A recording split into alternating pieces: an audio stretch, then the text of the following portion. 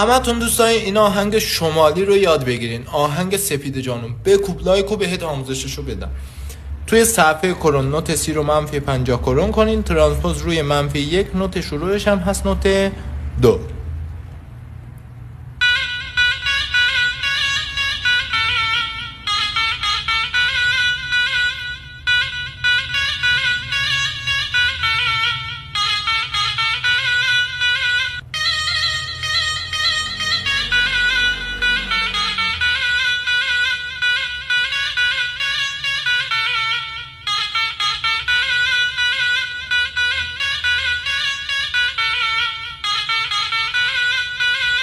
حتما سیوش کن، بعدا بتونی تامینش کنی بفرستیم واسه دوستاتون تا اونا هم یاد بگیرن.